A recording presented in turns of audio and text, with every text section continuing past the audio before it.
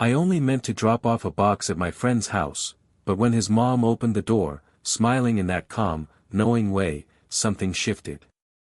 She smirked and said, "You're too cute to say no to." I laughed it off, but part of me knew, that moment would stay with me far longer than it should. It started as something simple. A quick errand, just returning a box of old things my friend left at my place before moving out of state. I didn't plan on staying long. I didn't plan on seeing her. When I parked in front of their house, I realized how long it had been since I'd been there. The garden looked different, more flowers, tidier, quieter somehow. The curtains were open, sunlight slipping through like gold dust. I rang the bell, expecting my friend's dad to answer. But instead, the door opened, and there she was. Elena. My friend's mom. She looked different, but in that kind of way where time hadn't taken anything, just refined it. Her hair was tied up loosely, a few strands falling against her cheek. There was flour dust on her sleeve, and the faintest trace of perfume, something warm, like vanilla and rain after sun. "Hey," I managed, holding up the box. "I just came to drop this off for," she smiled before I could finish.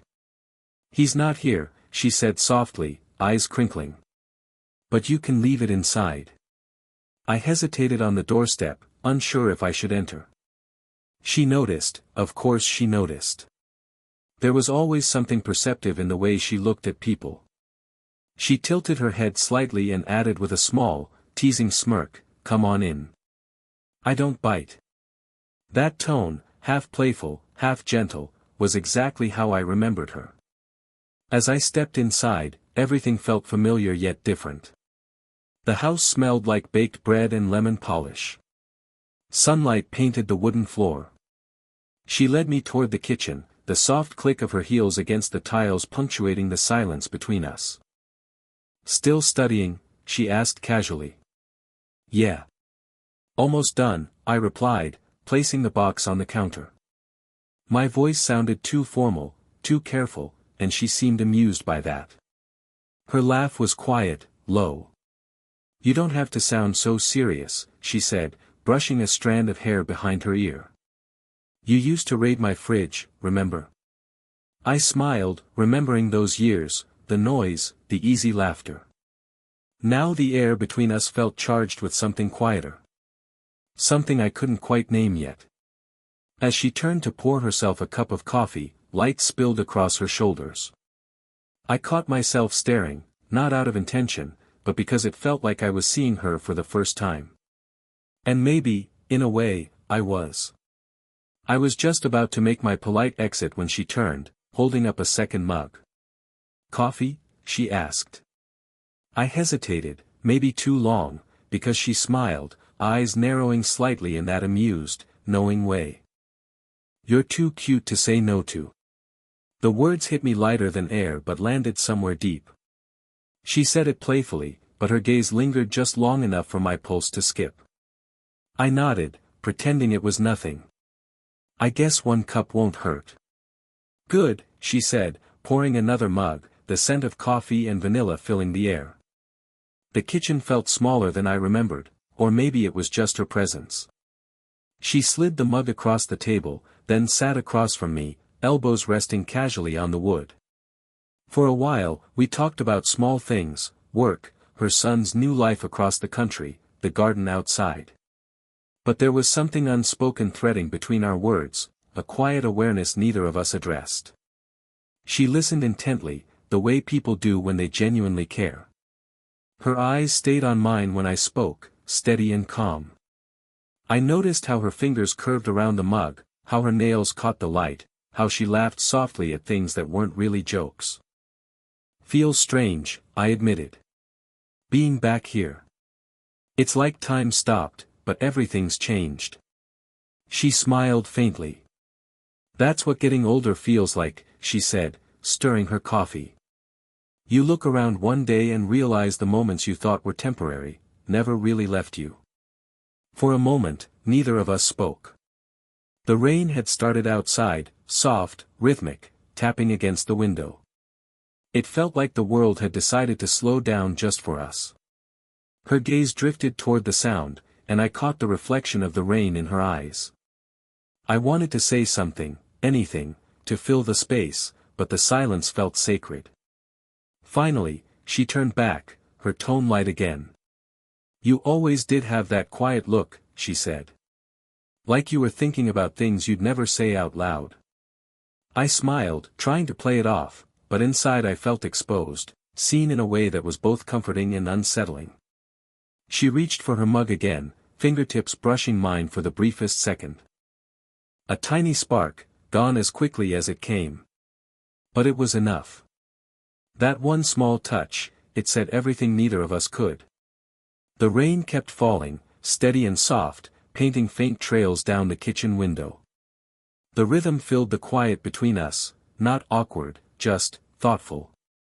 She glanced toward the window, then back at me with a faint smile. "Do you remember the summer you two nearly broke my fence with that old basketball hoop?" I laughed immediately. How could I forget? "You came out holding that gardening trowel like you were about to ground us for life." Her laughter was warm, low, full of something nostalgic.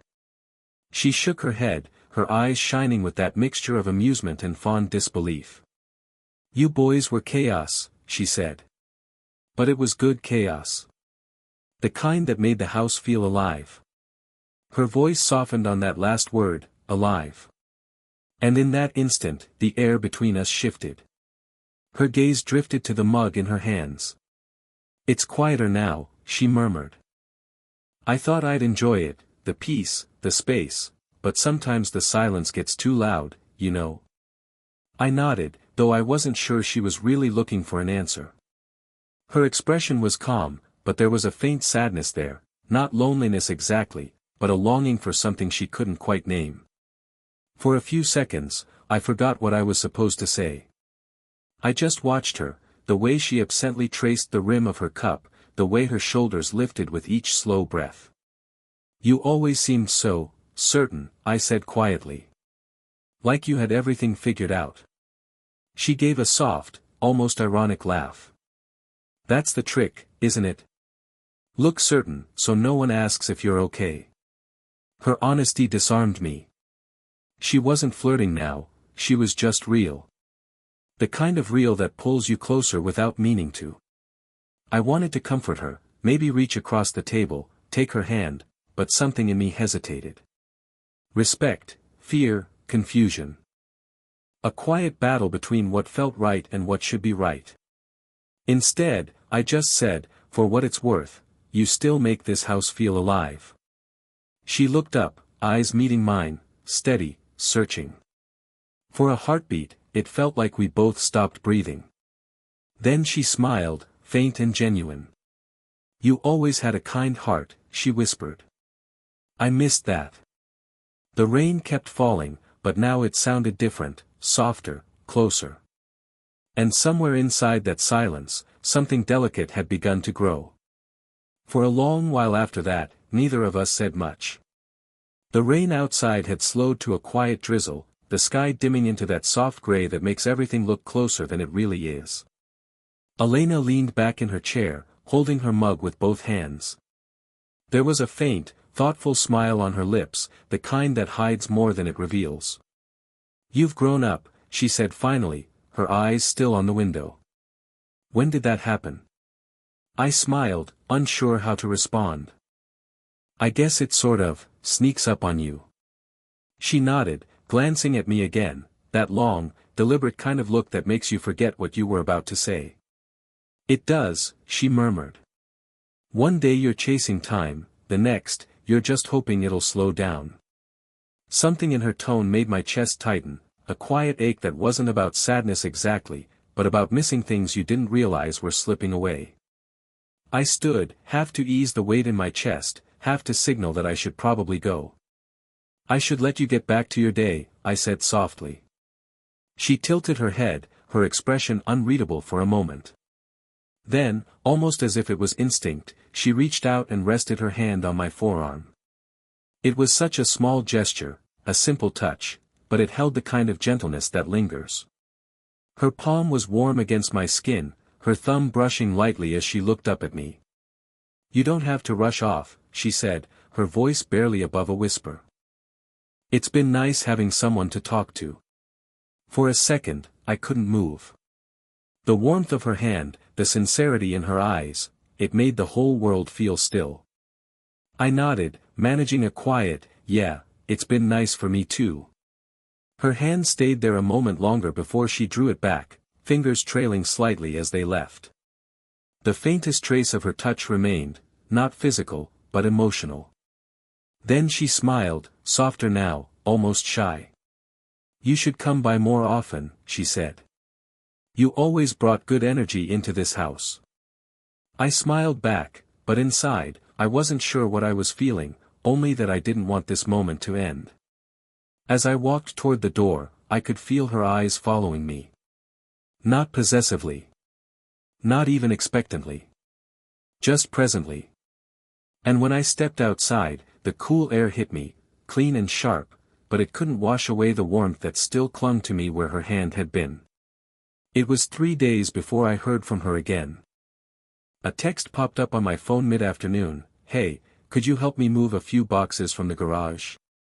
Only if you have time." I read it twice, not because of the words, but because of the way they felt.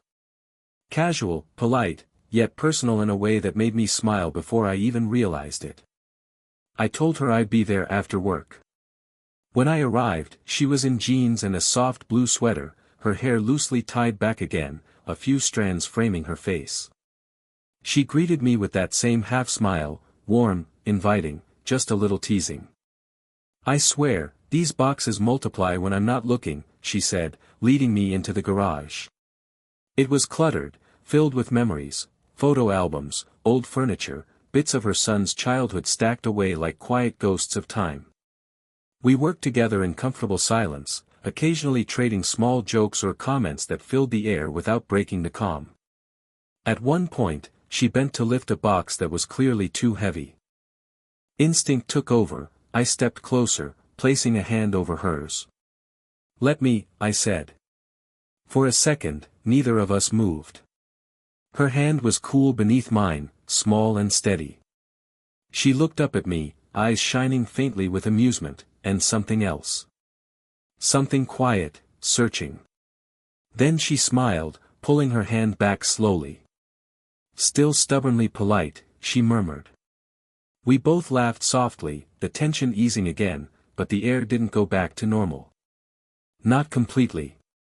When we finished, she leaned against the doorframe, brushing a bit of dust from her sleeve. "You've done more than enough," she said. "I owe you lunch."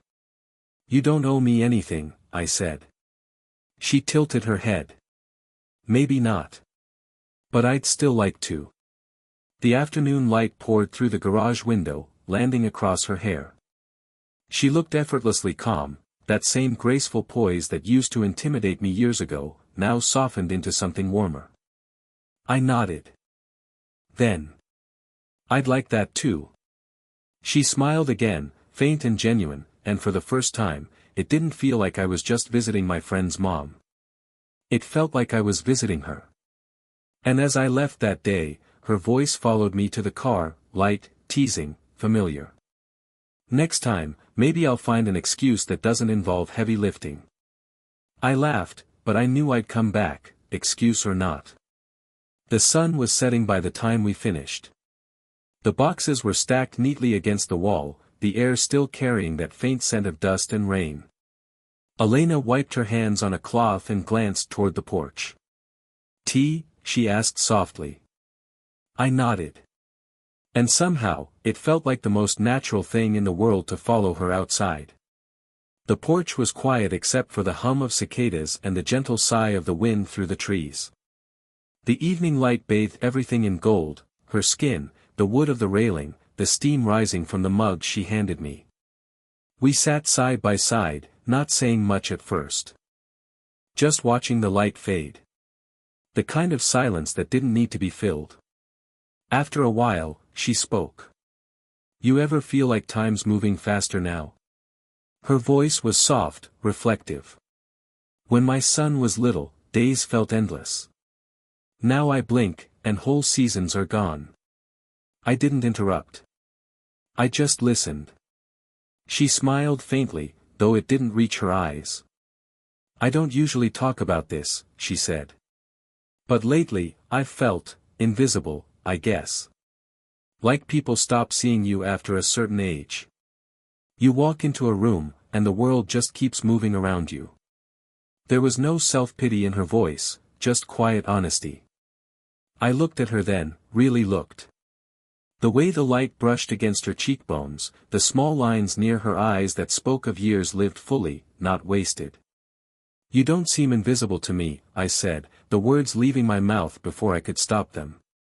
She turned to face me, surprised, her eyes catching the last of the sunlight. That's kind of you, she whispered. No, I said softly, shaking my head. It's true. You have this presence. The kind people notice, even if they don't realize why. For a moment, she said nothing. Then she reached out, her hand finding mine. Her fingers were warm, gentle, her thumb tracing small circles against my palm. The touch wasn't bold or planned, it was instinctive. Human. Comfort seeking comfort. We sat like that, hand in hand, as the light dimmed into dusk. No words, no promises. Just the shared understanding of two people who had both, in their own ways, been searching for something they couldn't quite name. When she finally spoke again, her voice was almost a whisper. You make me feel seen. And somehow, that simple truth carried more weight than anything else she could have said. The evening had deepened into that soft blue hour where everything feels slower, like the world itself is exhaling. The tea had gone cold between us, but neither of us seemed to care. Elena leaned back slightly, her gaze following the faint outline of the trees. It's strange, she said quietly.